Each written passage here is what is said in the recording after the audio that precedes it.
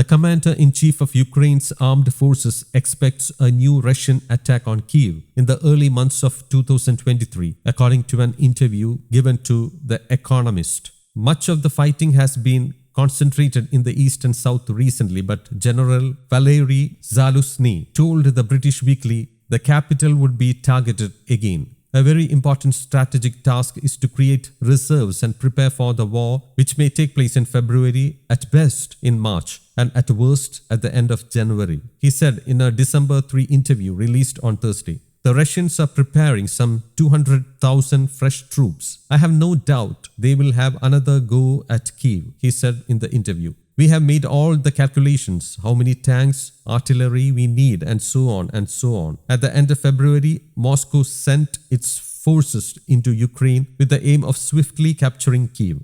In a victory for the Ukrainian army, the invaders were held up several dozen kilometers from the capital before pulling back from the region at the end of March and early April. The general said among his current problems was to hold this front line, which runs south to east, and not lose any more ground, after pushing back the Russians from the Kharkiv region in the northeast in September and Kherson in the south last month. For Zaluzhny, the Russians have bombarded energy infrastructure since October following a series of humiliating battlefield reverses because they need time to gather resources for a broad offensive in the coming months. I am not an energy expert, but it seems to me we are on the edge, he said, stating that the destruction of the power grid was possible by missile and drone strikes. The waves of attacks on the power network that have already taken place have caused massive power outages across the country, leaving millions of Ukrainians in the bitter cold and dark of winter.